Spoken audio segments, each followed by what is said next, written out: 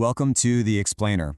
Today, we are diving into a huge breakthrough that solves a multi-million-dollar headache in AI. We're talking about how to stop gambling when you're training the world's most powerful models and, finally turn it into a real science. 400,000 GPU hours. That is a massive number. It's the kind of firepower researchers at Meta and partner universities use to crack one of the biggest nuts in AI. And to give you some perspective, that's like running a single, top-of-the-line graphics card non-stop for more than 45 years. Just incredible. And all that compute power was pointed at this one central question. I mean, when you're sinking millions of dollars into training an AI, you just can't afford to cross your fingers and hope it works out. So let's get into it. Let's see how they figured out a way to take the guesswork out of AI progress and make it predictable. So, here is the plan. We'll kick things off by looking at why AI training has been more of an unpredictable art than a science. Then we'll unveil the formula that changes the game. After that, we'll check out the winning recipe it helped create. And finally, we'll see the proof that, yeah, this thing actually works. All right, let's get right into it. So, training one of these giant language models isn't a one-shot deal. It happens in two big stages. The first part, where it basically reads the whole internet to get its general knowledge, that part we've kind of got down to a science. But the second stage, the polishing step, where you teach it to do specific things, well, that's been a total mess, a real unpredictable art form. Yeah, and that polishing phase has a name, reinforcement learning, or RL for short. This is the magic step.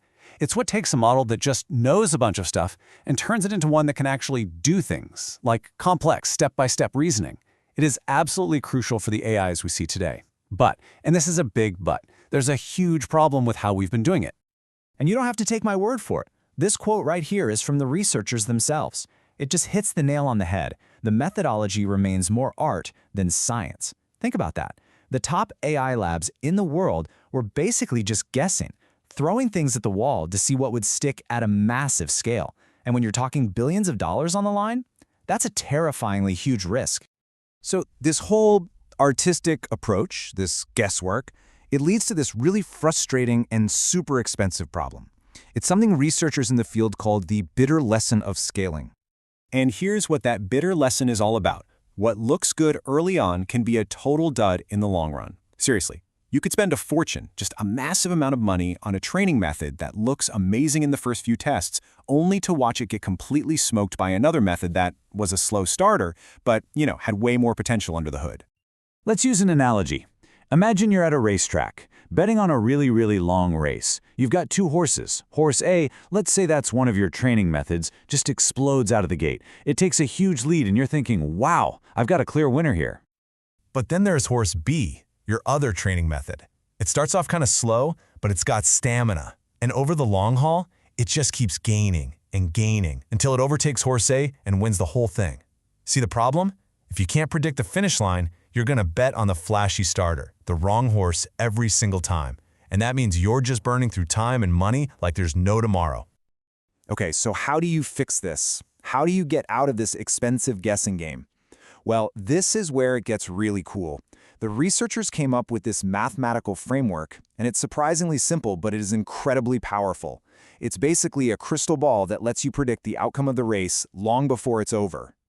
What they figured out is that an AI's performance during this RL training doesn't just go up in a straight line. Nope, it follows a very specific S-shaped curve, a sigmoidal curve. And here's the magic. By looking at just the very beginning of the training data and fitting this curve to it, they could basically see into the future and predict what that AI's ultimate potential would be. And the whole thing is defined by just three key numbers. First up, and this is the big one, is the asymptote. You can just call it A. Think of this as the absolute non-negotiable performance ceiling. It's the highest score a training method can ever achieve, no matter how much compute you throw at it. If your method has a low ceiling, it's a dead end. Doesn't matter how fast it gets there, it's just not going to be good enough. Okay, number 2 is efficiency, or B. This tells you how steep that learning curve is. So going back to our horse race, a high B value means your horse gets up to its top speed really fast. It's all about how quickly the method closes in on that performance ceiling we just mentioned.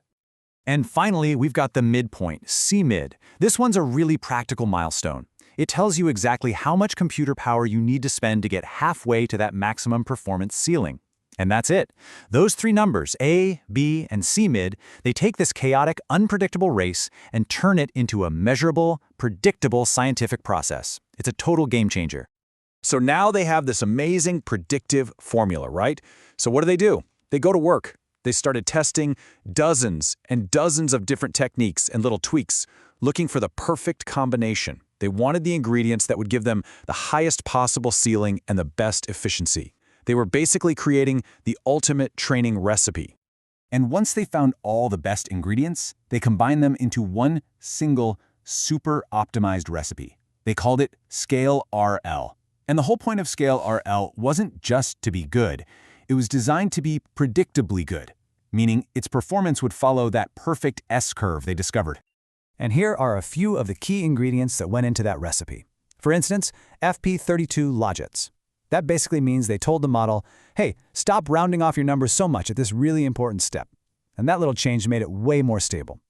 Or smarter data filtering, which was just a clever new way to weed out bad training examples.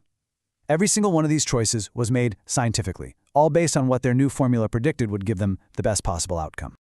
So they put it all together, ran the numbers through the formula, and the prediction was crystal clear. Their new Scale RL recipe was projected to hit a much higher maximum performance, a higher ceiling than the other popular methods that are out there being used right now. But a prediction is one thing, proof is another, so they decided to put their money where their math was. They launched a huge experiment to find out if their crystal ball, if this formula was actually the real deal. Okay, so here's what they did. They took a big 8 billion parameter model and started training it with their Scale RL recipe. Then they let it run for just a little while, only the first 16,000 hours of data. And based only on that early snapshot, they used their formula to make a prediction.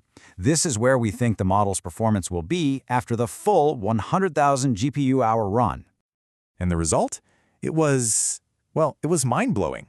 The final performance they actually got after that massive months-long training run was an almost perfect match for what their formula predicted from way back at the beginning. I mean, the crystal ball worked. It actually worked. So what's the big takeaway here? Why does this matter so much? Well, it's huge. This whole framework literally transforms this critical part of AI development from a high-stakes, ridiculously expensive gamble into a predictable engineering discipline. It means big companies can stop wasting millions of dollars on methods that are doomed to fail.